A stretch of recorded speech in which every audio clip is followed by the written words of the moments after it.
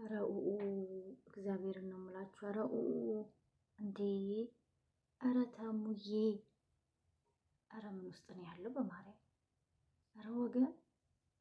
ኧረ ምን ይሻላል? እኔ እግዚአብሔርን ነው የምላችሁ። እኔ ፕሮፋይል እኮ ሳይ ምናልባት እስተሚሻል ብሎት እንደ ሰው እስከሚያወራ ድረስ ሰውነቱ ትንሽ እስከሚያገግም ድረስ ለእኛ ላለማቅረብ እኮ መስሎኛል። ለካ ከጥላት እጅ እየተላከላችሁ ነው ፕሮፋይል የምታረጉት። ኧረ መድኃኒዓለም! ኧረ ሲቃው! ኧረ ሲቃው ምን ውስጥ ነው ያለው በመድኃኒዓለም? ይህን የመሰለ ጀግና እንደ ጎዳና ተዳዳሪ እጅ ወደኋላ ታስሮ አጥር ስር ተጥሎ ማየት ማለት በጣም ከባድ ነው። እግዚአብሔርን ከከባድም ደግሞ ይሄ እውነቴን ነው። የተማሩት ልጆች ምን ይሰማችኋል? እግዚአብሔር ይሄ ክብር ማጣት ለህዝብ ለጀግኖቻችን ለጥሩ ለንጹሃን ሰው ክብር የሚባል ነገር የለም እንዴ? እግዚኦ እግዚአብሔርን ነው የምላችሁ። ኧረ ሚኪ ሳሚ ናቲ ኧረ እባካችሁ ሳሚ ያልኩኝ ሳሚስ እሱስ እየተሯሯጠ ነው። ናቲ ኧረ እግዚኦ ነው የሚባለው። ማርያምን እንዲ ሚኪ ምን ሆናችሁ ነው? ነው ተጣልታችሁ ነው? እንዲህ ብትጣሉም በእንደዛ አይነት ነገር አጨክኑ። እግዚአብሔርን ነው የምላችሁ።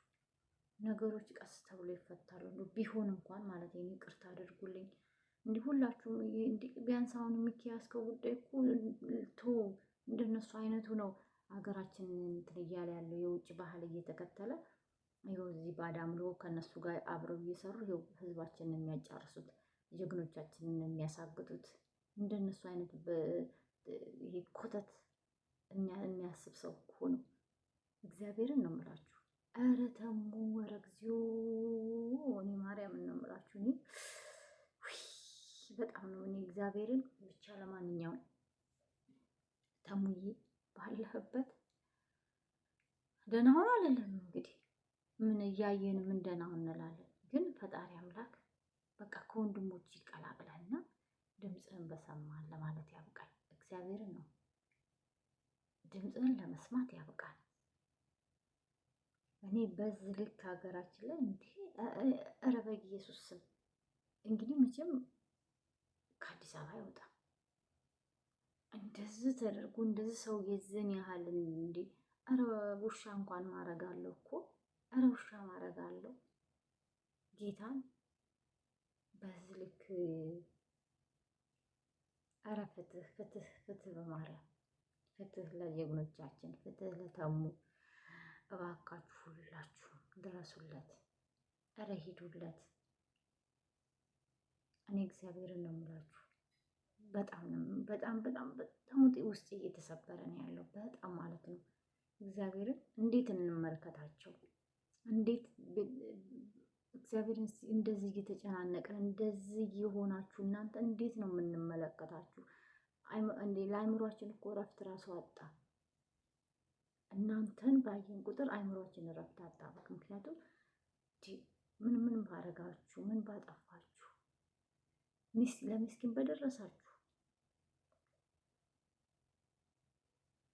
ሰው ሲያለቅስን ባበጠረጋችሁ፣ የተራበውን ባበላችሁ፣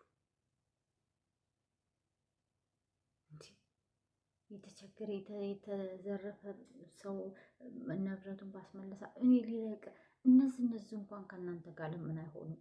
የሆነ ተበድለው በደላቸው የተመለሰላቸው ሰዎች ማለት ነው። እነሱ እንኳን ቢያንስ ከእናንተ ጋር መሯሯጥ እኮ አለባቸው። ግን ምን ዋጋ አለው? የእኛ ሰው እኮ እግዚአብሔርን ነው የምላችሁ። በቃ እኔ በስመ አብ በጣም ነው እኔ የጨነቀኝና በቃ ሁሌ ለማለኝ በሰማይ ሆነብን። ዛሬ ይመጣል፣ ነገ ይመጣል፣ ተነገ ወዲያ ይመጣል እያልን ማለት ነው።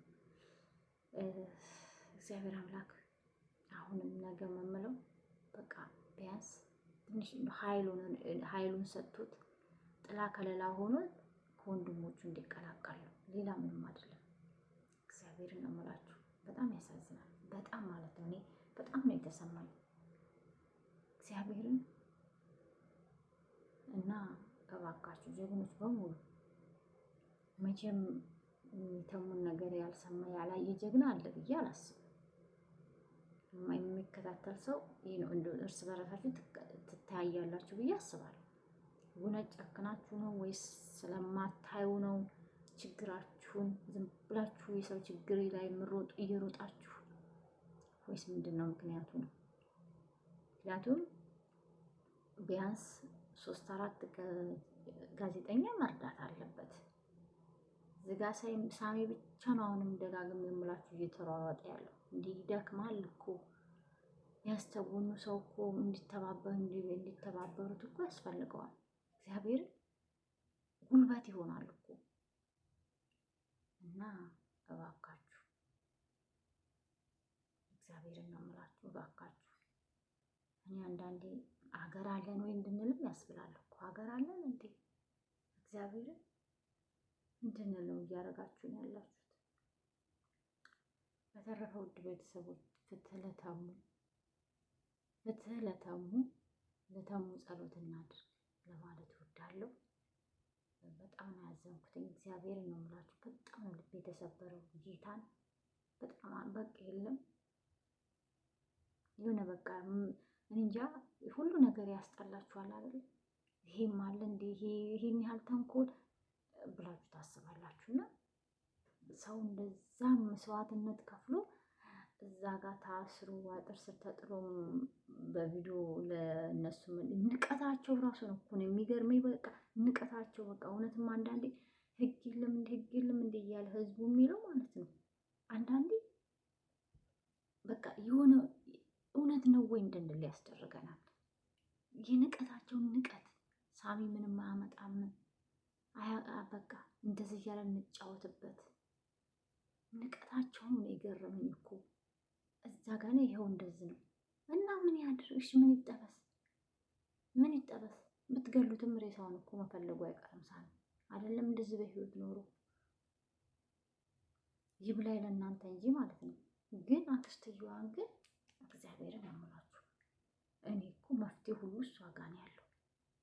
እሷ ወይ ከኃይለኞቹ ጠንቋች ጋር እየሰራች ነው ወይ ብቻ የሆነ ነገር እንጂ እሷ እዛ ጋር ተይዛ እንዴት ነው እዚህ ጋር ጢባ ጢቤ የሚጫወቱባቸው? በጣም የገረመኝ እሱ ነው። ጌታን ነው የምላችሁ። ግን እንደዚህ